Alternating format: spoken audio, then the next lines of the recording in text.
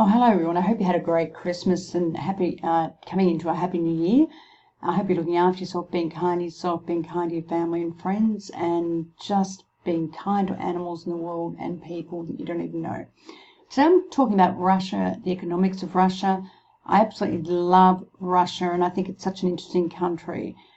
So basically Russia's huge, has a land mass of 17 million square miles, one of the biggest countries in the world, has people about over 146 million, great ethnicities. Basically it was a communist state with the dissolution of the communist state in 1991, separated into 12 different countries. And those countries were Belarus, Georgia, Ukraine, Kyrgyzstan, Armenia, Azerbaijan, Kyrgyz, Moldova, and the Baltic states of Estonia, Latvia, and Lithuania.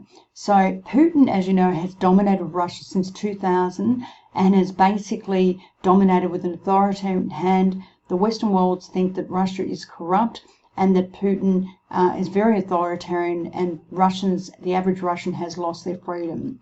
Russia has amazing, beautiful architecture, amazing, beautiful landscape, has incredible history going right back to Peter the Great. They obviously fought against Napoleon I in 1825 in Nazi Germany. They have the most amazing architecture that we've ever seen. They're a large country and they're the largest forests in the world, and they are a large producer of precious metals, platinum, palladium, aluminium, and producers of energy. They also sell natural gas to the rest of the world, and the second largest producer of natural gas in the world. They do sell it to the Ukraine. They have a direct pipeline to the Ukraine. They tend to use this like a political football. Ukraine is independent from Russia, but Russia do like to flex their muscles when we talk about the Ukraine. Russia has a lot of agriculture, and most of the GDP also, they still contribute with agriculture. They also produce massive amounts of grain and wheat. They're the fourth largest producer in the world of grain and wheat. But even saying that, Russia, like Australia, has many droughts, okay? So they still have to import grain from the rest of the world. And certainly last year they had to import $28 billion of US of agricultural product and food, mainly from China. They also export things like chemicals and chemical supplies, which is very interesting. And they export those to China, and they export them to the Netherlands. Russia has a very strong relationship with China, and that relationship is getting stronger, not just in terms of trading powers, in terms of products coming back and forward between China and Russia, but they're also forging very strong relationships in terms of cryptocurrency. Now the Russians want to create a cryptocurrency stablecoin which is backed against gold, and the Chinese have also said they're developing a sovereign cryptocurrency coin which is backed against renminbi, and they want to be able to trade both those coins rather than trading the old clunky SWIFT settlement and opening up US dollar accounts where they're actually closed and sanctioned by the US government. Also, Russia is the fourth largest producer of meat in the world. They're great meat eaters, and they do export quite a lot of chemicals to China and the Netherlands. Now, Russia's relationship with the US has soured, cooled off for many years because of the Syrian civil war, Ukraine, the Russian-Georgian clash in 2008, the Edward Snowden affair, and also potential allegations of US election tampering. While the space war still goes on, the Russians have a very strong relationship with China, as I said. They do allow their own people to trade and buy and sell cryptocurrency, but on bona fide exchanges. There was a cryptocurrency draft that they just put out where they allow people to trade, their own people, with cryptocurrency as long as it's a bona fide regulated exchange.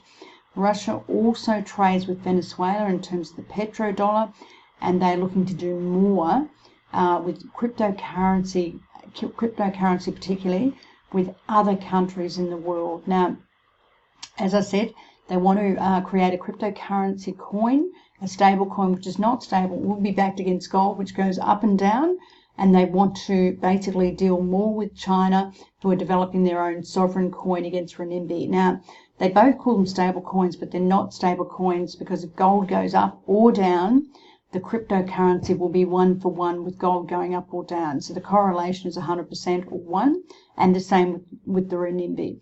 So the reason why they want to do this is because they don't want their own accounts, if they hold US dollar accounts with the US dollar banking system or somewhere else, being closed down or embargoed by the US government, and that happens quite a bit over time.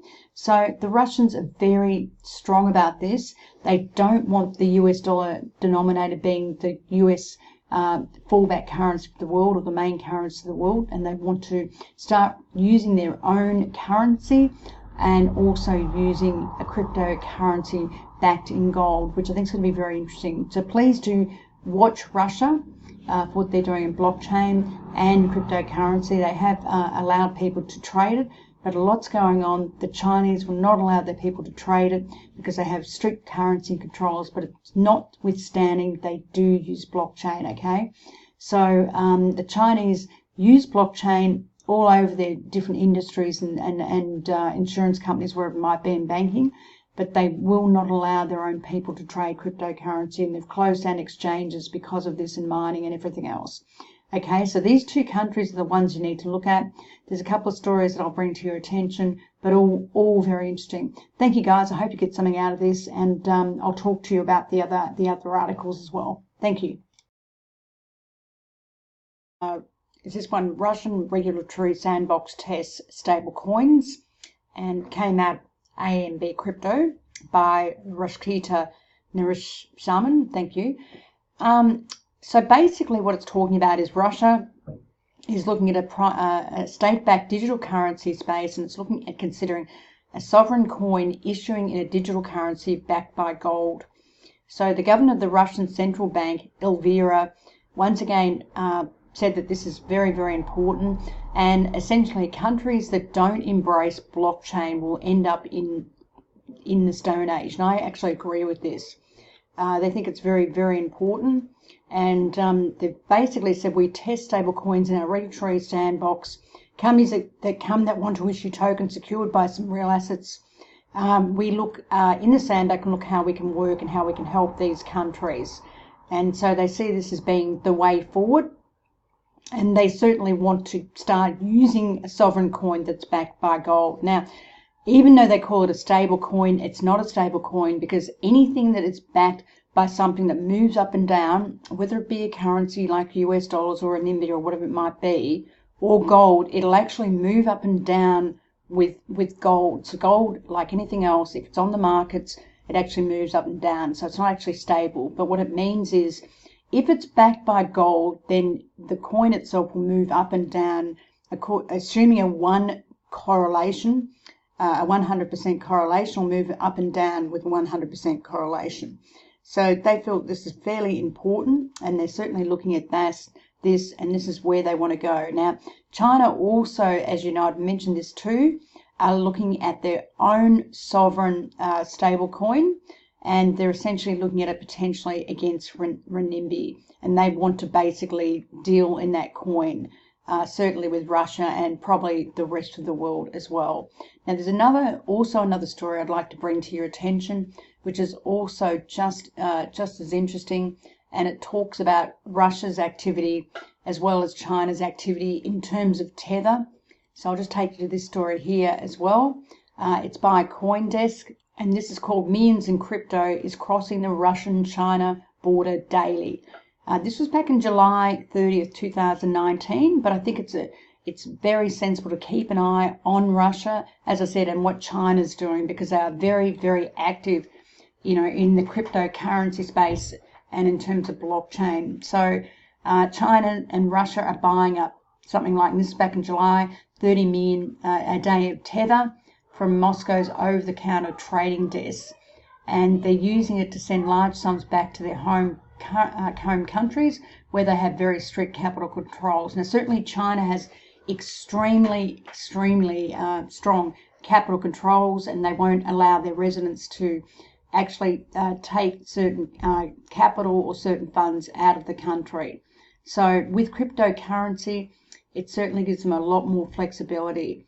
So essentially what this story does say is business is brisk, thanks to a constant flow of Chinese merchants who come in daily with heavy bags of cash, and obviously converting that cash into Tether, which I think is quite interesting in itself. So have a look at that story, but certainly keep an eye on what Russia and China are doing, because it's certainly going to drive where obviously these cryptocurrency markets potentially can go as well.